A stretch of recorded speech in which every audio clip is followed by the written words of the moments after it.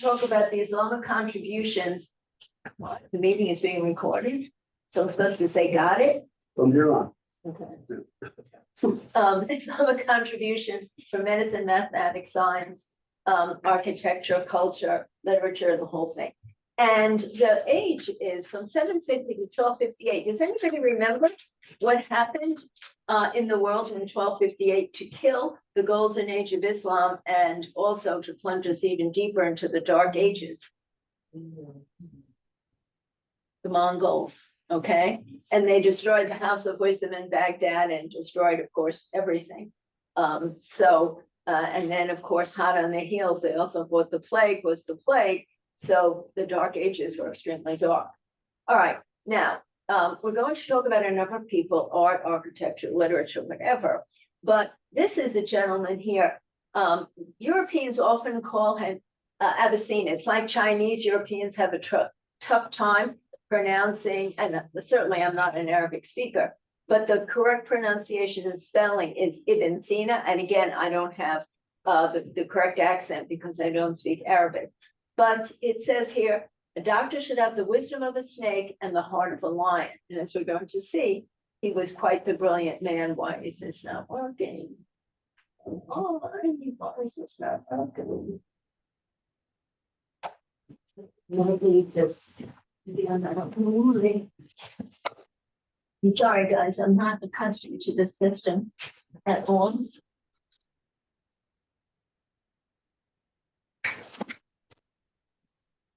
Oh, that was good. Oh, okay, but I don't want to do that. I'm going to tell you. My way. I want you to go back. And, okay, yeah, now it is. Okay. All right, so, building on the knowledge of the Greeks and the Romans, everybody realizes Rome collapsed in 476 AD. So something you might say to yourself, what happened to all of the great knowledge that came from Rome? Much of it went to the Eastern Roman Empire, which Constantine started in 330, which was also known as the Byzantine Empire. And what the Arabs did and the Muslims did, they went across to Rome and got everything they could before the barbarians destroyed it. And then they went over, remember Constantinople and the Byzantine Empire is Turkey. So you're just talking about going overland and gathered as much information as possible. And they are going to excel in many areas, but medicine is probably going to be number one. Okay, and I have here, they're advanced in the study of medicine and public health. Now, pharmacists and physicians had to take exams, from really 900 on. Can anybody tell me when in the United States it was, because remember, that's a state licensure, when it was necessary for every pharmacist and doctor to take an exam before they could practice? Probably the 40s. 1928. Before then, anybody could hang their shingle, anybody could be a quack, anybody could sell snake oil, and there was nothing you could do. It was really Robert Welch who came back after studying in Berlin and went to Johns Hopkins and said, you need to wear rubber gloves, you need to practice hygiene, and from that point on, really push, for people to have proper licensure and proper training. You didn't even need a university degree. Anybody could hang a shingle and claim that they were doctors. Now, some of the early things, emergency rooms, separate wards for women, they were the ones who did all the early work in smallpox and distinguishing smallpox from measles. Here is a case of smallpox. This is from Peru. This is what a full-blown case of smallpox looks like. So thank God it's eradicated. Now, Ibn Sina, as we were talking about, he's considered the father of medicine. He was a Persian, and he is famous for diagnosis, treatment of diseases, jaundice, problems with the liver, problems with the spleen. He made tremendous advances in pulmonary medicine. And what he's most famous for is his book called The Canon. It's always called The Canon of Medicine. And for 600 years, right down to 1600, that was the book that everybody relied upon who had anything to do with medicine. What did he stress? Now, this will ring a bell. Hygiene, dietetics, the holistic approach to the patient. Isn't that right out of the playbook today? And then, of course, the psychosomatic aspects of medicine. He also did a tremendous amount of work on medicines and drugs Of course, those days they were all herbs. Today they're synthetically made. And he mentioned 760 types of drugs, and most of them are still in use today, but of course made synthetically. Now, I wanted to read this, but now we have all these people in the way. This is a quote from his book. Here's the canon. It's an encyclopedia in 5 books. Medicine is the science by which we learn the various states of the health of the human being, when the health is impaired, when the health is lost, how the health is likely to be restored. In other words, whereby health is concerned and the art is being restored. And this is actually a copy. And we'll talk about Arabic and how it's written later. Now, hospitals in the Muslim world. If you were going to go to a hospital in the Islamic world, hospitals were free.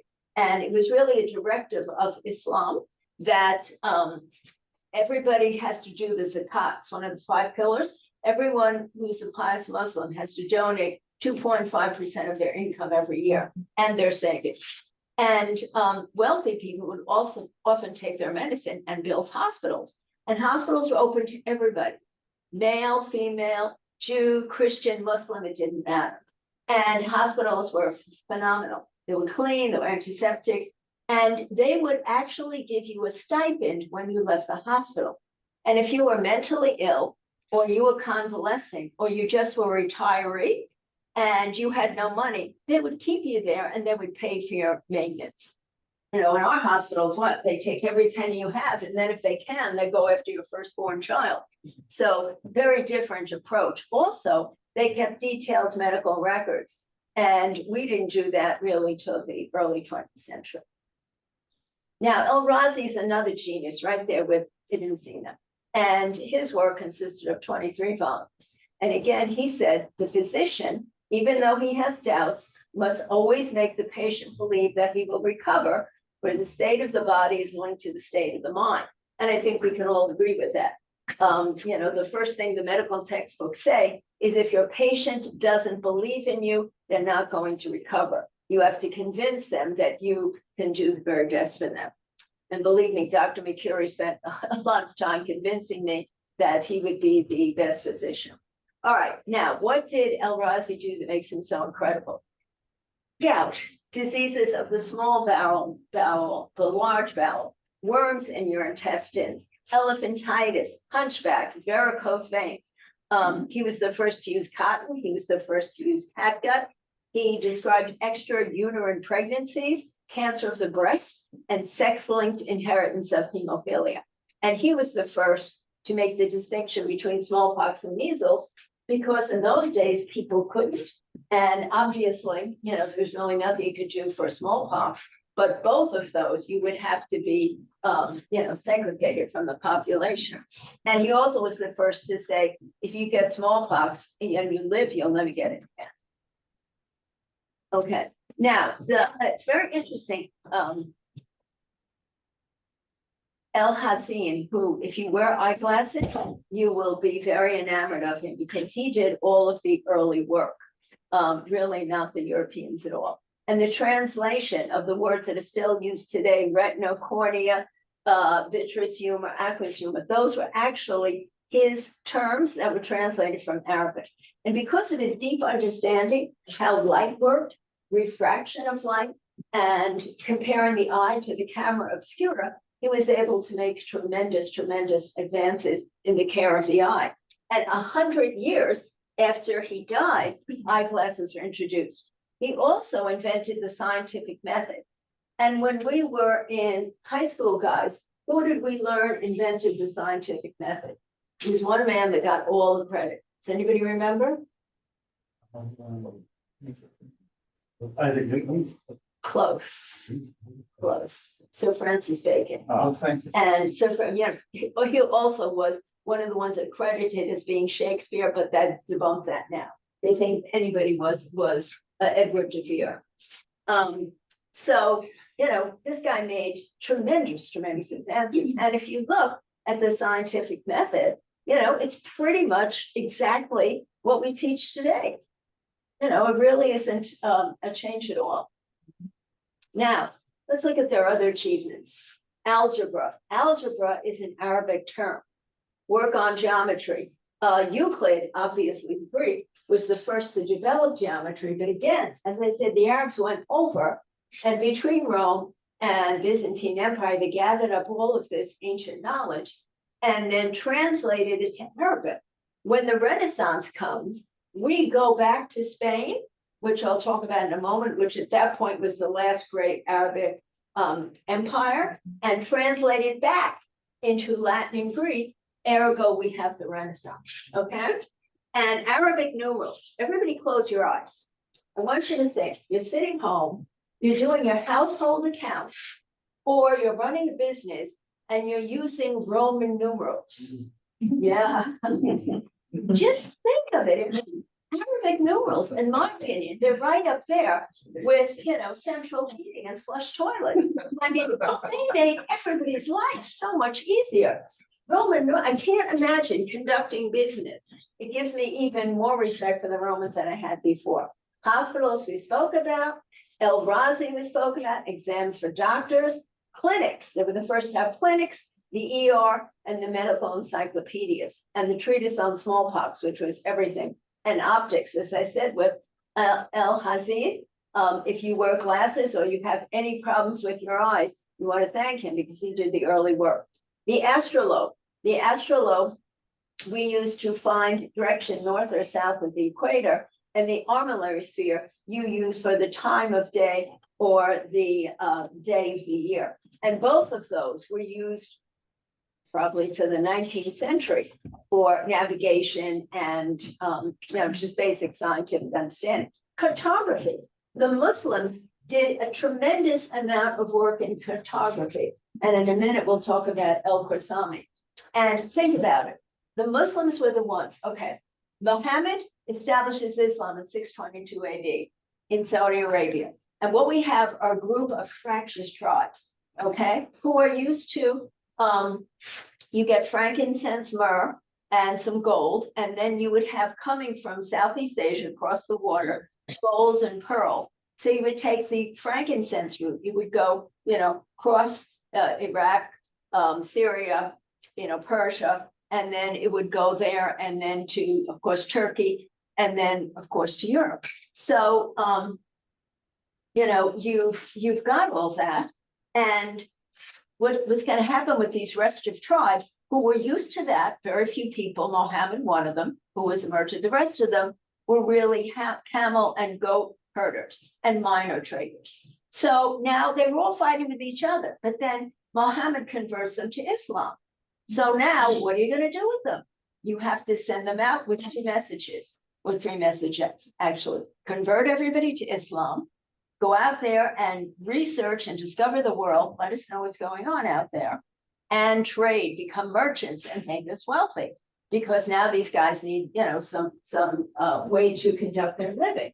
So that's what happens. And as they're out researching and, sending their religion and proselytizing and trading, they encountered the world. And so they brought back a lot of early cartography. We always talk about Columbus and, all of the other explorers, but the Muslims really did some very important early work. And as I said, the armillary sphere was for time of day and day of the year. 1001 Arabian Nights, I'll talk about that. Calligraphy, I will talk about the Arabic script and show you the beauty of that.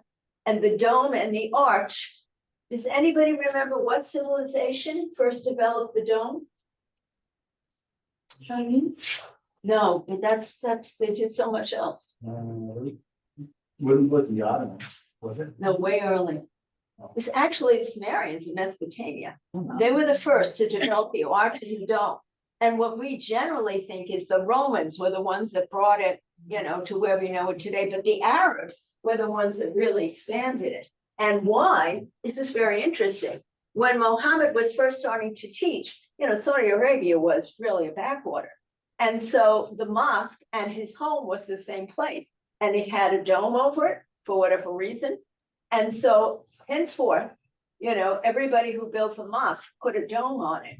So they had to have very lovely domes, some of which I'm going to show you, and arches that are breathtaking. Also, arabesque patterns and geometric patterns. If you are a very pious Muslim in a place like Saudi Arabia or Morocco or Iraq or Syria, and you really believe the letter of the word, you believe that only Allah can create life.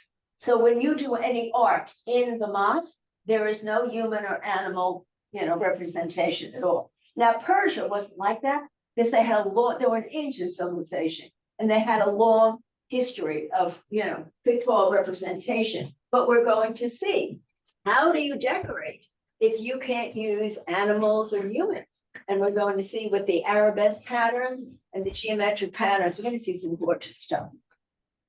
Okay, again, geometry, once the two cultures are mingling, you'll see a lot. And El Khwarizmi cartography. Again, when I said that they travel, actually, we shouldn't use that word Middle East. Anybody tell me why we really shouldn't use it? Who came up with the word Middle East? Europeans? Yeah, the Europeans. Yeah, Europeans, like, you're in the middle. Well, actually, what you're supposed to say today is the Arab world, but always remember the Turks are not Arabs.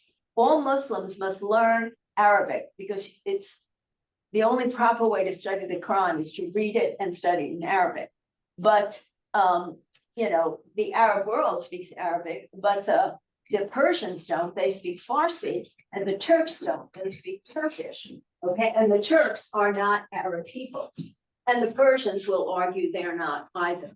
So anyway, when they went out and they explored, they went everywhere. They went to China, they went to Southeast Asia, they went to India, and when they discovered the world, they saw that maps had to be changed. So El Khwarizmi is famous for, in fact, they used to call it in Latin. Diane and I were talking, I took 6 years of Latin, she took 2. They referred to the Mediterranean Ocean. Does anybody remember, or the Mediterranean Sea, what Europeans used to call it? Mare Nostrum, our sea. So that's how the Middle East became the Middle East, but it isn't the Middle East. And any way you do a projection, anything can be the center of the world. If the Chinese ever take over, China is going to be the center of the world and everything else is going to be something different. And it's always a political statement, the way you draw a map, right? Greenland for years, I can't remember the name of, what is the name of that projection? I can't think. Mercator? Thank you, the Mercator. Greenland was so large, which it isn't at all. So the way that you draw the projection is often a political statement. Here's the armillary sphere that I was talking about. Every navigator, had this, I would say up to the 19th century, and of course the astrolabe, 2 very, very important items. And of course, the Muslims had to have it because they traveled the world. Mathematics, very instrumental. As I said, algebra is an Arabic word, and also, El Khwarizmi, he is the father of linear and quadratic equations. I was hating math, so. Now, I could be here for a week, but obviously, no one wants that. So I'm just going to give you some of the highlights. Chess. Now, the Indians had a great civilization, but they didn't travel. The Arabs did. So oftentimes you will hear people arguing, Muslims and Hindus, as to who created chess. Well, it really was the Indians, but who spread it throughout the world were really the Muslims and the Arabs. And they also wrote the manual. So by 840, it was pretty much all over the known world. Now, Damascus steel, famous, logarithms, alcohol distillation, and that's the alcohol you use, when you're doing surgery or when you're cleaning a patient. Ethanol, which in those days was just a solvent, mental institutions, kerosene, glass from stones, which apparently we still do today, hand soap, sulfuric acid, soft drinks. Because remember, if you're a pious Muslim, you can never have alcohol. So you have to have something, usually mint tea, and of course the soft drinks, and a syringe. But I want to explain, the syringe was a hollow needle that was used in cataract surgery. It's not, with the plunger, the way we think of a syringe today. Decimal fractions, the scientific method, and the fountain pen. Now, if you go to any site and you ask, Google, who invented this, the fountain pen, you can have all these European names. Then if you dig, you're going to find that around 600 or 700 AD, the Caliph of Egypt got all of his, sycophants together and said, I am sick and tired of getting ink all over my hands. I want a pen that I can write with that doesn't get ink in my hands. And they developed a pen, I don't have a photograph of it, unfortunately, that held the ink and you could turn it upside down. He could put it in his white sleeve and never have ink leak. So, like I said, you're gonna have to dig for that, but that's actually the, initial study of it. Now, geometric patterns. Remember, we said you have to decorate, and you can't use human or animal representation. So we're not going to have the Sistine Chapel here. But look at all of the different geometric patterns that you can have to make it interesting and to make it beautiful. Up close, again, some of their ceilings are breathtaking. Talk about European coffered ceilings. Some of the ones you're going to see in the Arab world are fascinating. Dome of the Rock. Now, has anybody ever visited this? Yeah, me too. And they show you the imprint of the horse's hoof where, Muhammad was supposed to have leapt from there and gone into heaven. But look at that dome. That dome is absolutely breathtaking. Others, and I threw in the minaret, whereas, you have the call for prayer. And I also wanted you to notice the geometric patterns, notice the inscriptions from the Quran.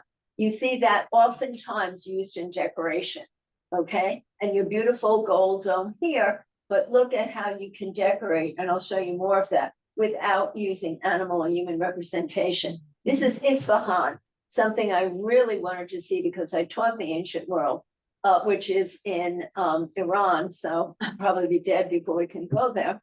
But notice, also, they were the ones that came up with the cobalt blue.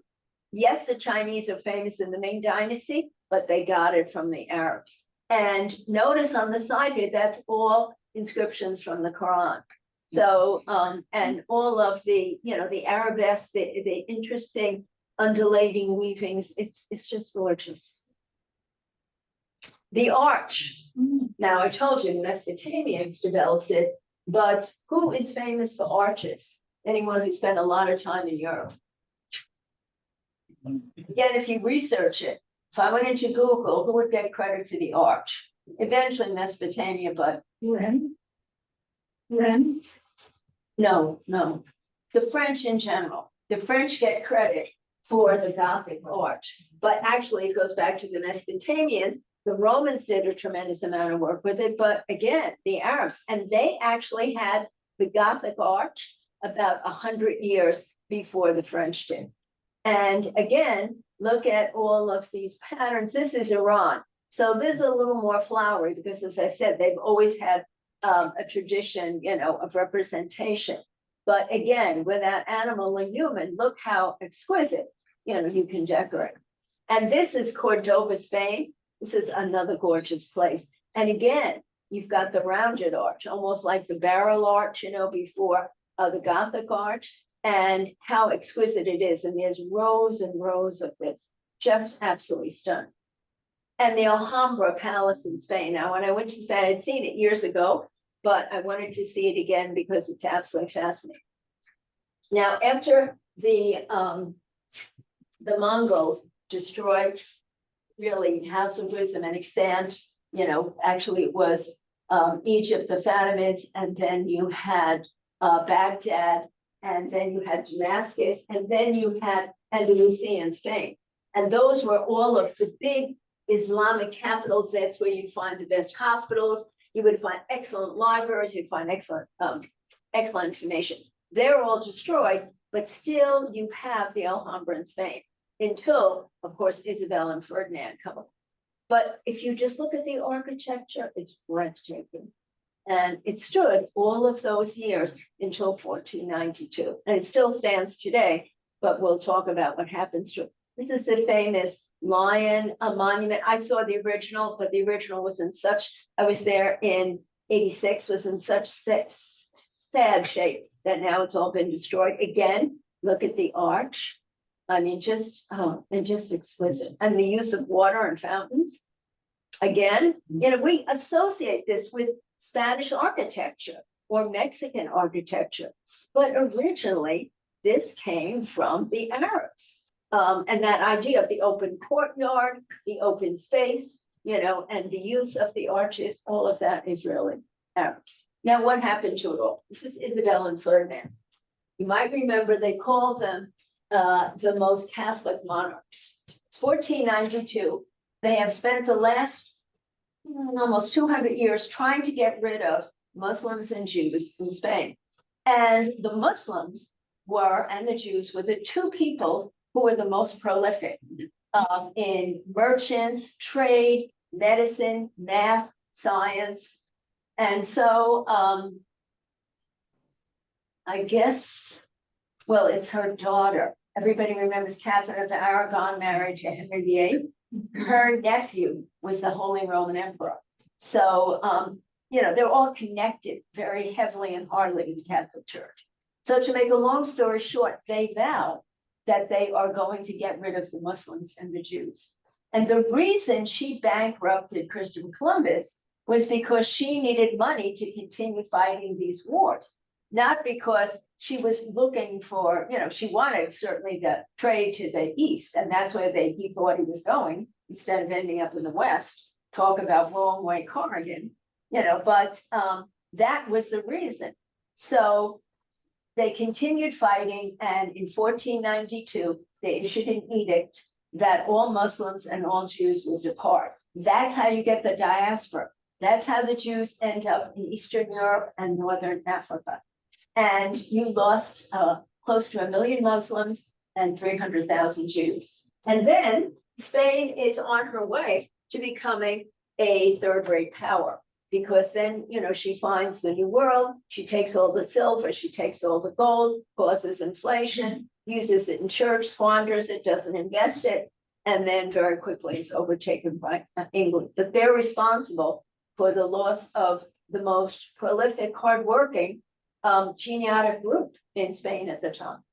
All right, how do you again decorate without animal or human? And this is to the right, the bird. It looks like a bird that's Persian, but you would never see any kind of a representation that looks like anything like an animal in the truly anywhere outside of Persia. Now, Arabic script is written from the right to the left.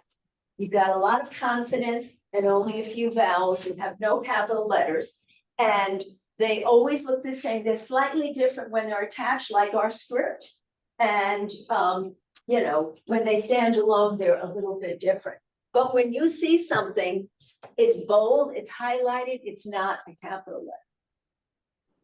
This is Isfahan again, which I always want to say. And I probably will not live long enough or be in good enough health if we could. Notice the Arabic here.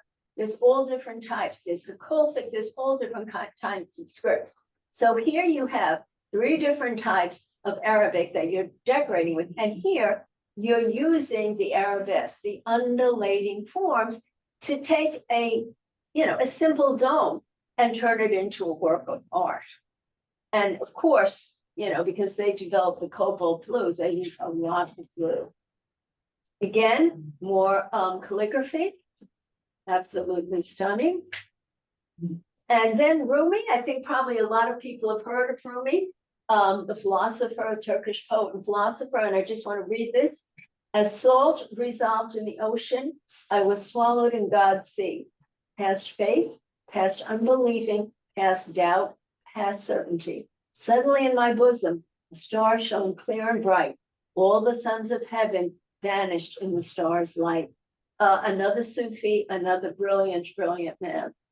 And then 1001 Arabian Nights. Now, when you look at all of these Arab stories, and the last one I'm going to look at is Nasruddin, these came from all over the world because they traveled all over the world.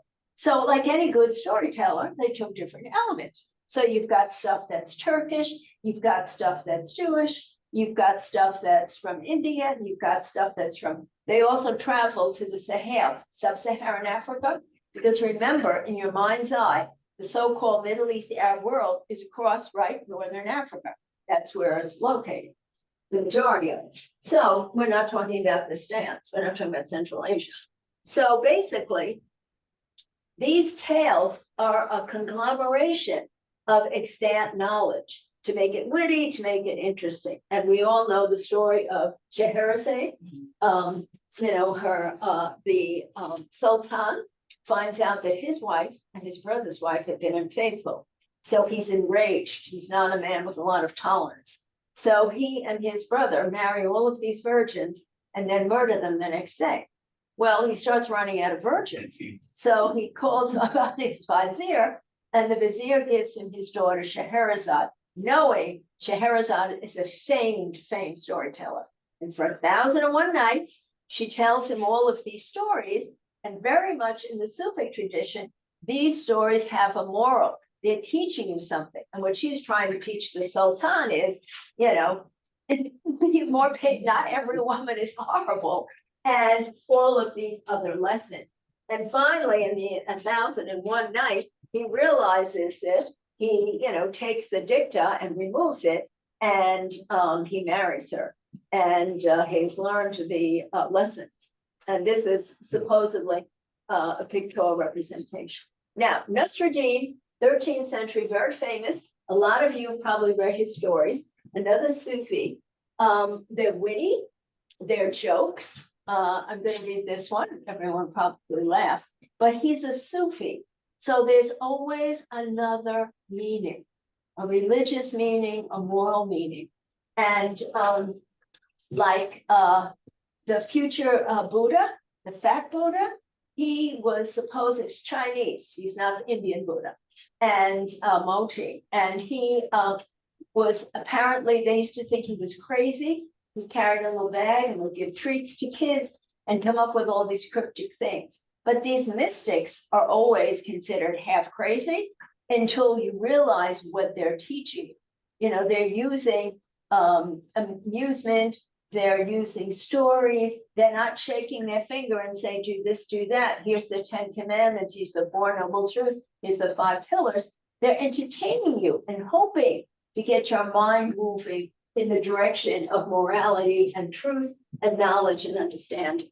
So this is one of my favorite stories of Nasruddin. There's a ton, but I'll read this one to you.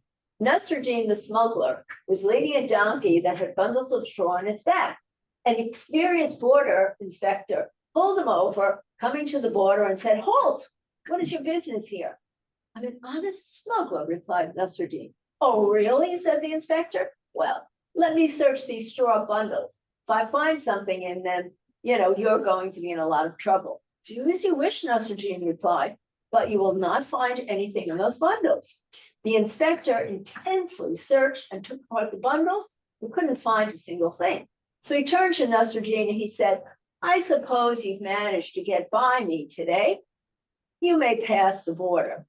Nasruddin crossed the border with his donkey while the annoyed inspector looked on. And then the very next day, Nasruddin came back to the border with a straw-carrying donkey. The inspector saw Nasruddin coming and thought, "I'll get him for sure today." He checked the bundles of straw again and then searched through Nasruddin's clothing and even went through the donkey's harness. But once again, he came up empty-handed and had to let Nasruddin pass. The same pattern continued every day for several years, and every day Nasruddin wore more and more extravagant clothing that indicated he was getting wealthier. Eventually, the inspector retired from his long-time job, but even in retirement, he was concerned about the man with the straw-carrying bundles. "I should have checked that donkey's mouth more thoroughly," he thought to himself. Or maybe he hid something somewhere else. Then one day he spotted Nasruddin's face in the crowd. The inspector said, "I know you. You're the man every day for all these years, who got through the border with the donkey carrying straw. Please, sir, I must talk to you." So Nasruddin came towards him, and the inspector continued talking. "My friend, I've always wondered why you were smuggling past my border every day. Just between you and me, you must tell me. I must know.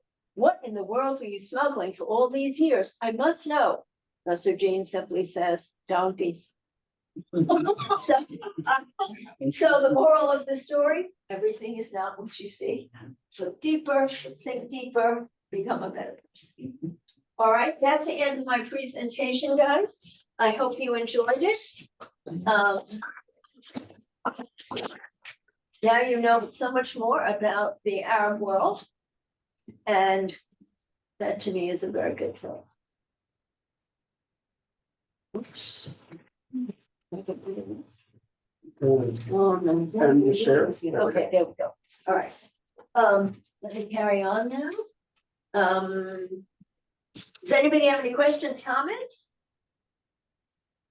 Diane? Some of the Rockies in Jerusalem? Yes. Oh, Yes, yes. And of course, it's a very disputed area, you know, because underneath it is part of the original temple. yeah. And extremists on both sides have always talked about either blowing it up or every now and again Arabs. In fact, this last time they were going to exclude during Ramadan, but they decided instead that they would let anybody in 50 or over because they were so, you know, concerned. And it's really because it's the second, Mecca's the first holiest place, and then the Dome of the Rock, and then the third one is Medina, where the prophet's buried. So I mean, this place is just infused, you know, with attention. The thing of the donkey remind me of the meeting in Sumatra, where he goes through this whole thing about death and then face of death, and he ends up moving to another place. Right. You know what I'm talking? No, I'm not familiar with that, Sheila, but Nasruddin's, sometimes you see them in the pamphlet jokes or stories of Nasruddin, but they're really, you know, like Rumi, they're really very beautiful, but it's always teaching a moral lesson. Like Confucius and Mencius are big on that too. Anybody else? I heard another version of the donkey story. Supposedly it was the son of one of the diplomats who was living in West Berlin, and he was being that he was the son of diplomats, he had a diplomatic passport and would often be visiting his girlfriend in East Berlin and be riding his bicycle up. But the guards were always very suspicious about him. And then finally, years later, in 1990, when the wall finally, 89, when the wall finally came down, one of the guards saw the young man in the crowd and approached him and said, "Okay, I know you've been smuggling something into East Berlin. What have you been smuggling?" And he just smiled and said, "Bicycle parts." You love it.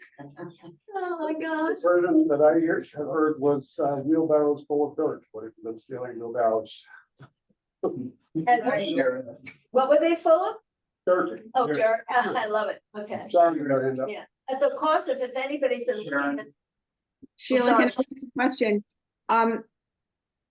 I have often heard that Arabic and Hebrew are both Semitic languages, and that's where the word Semitic came from, because they said they were Semitic people.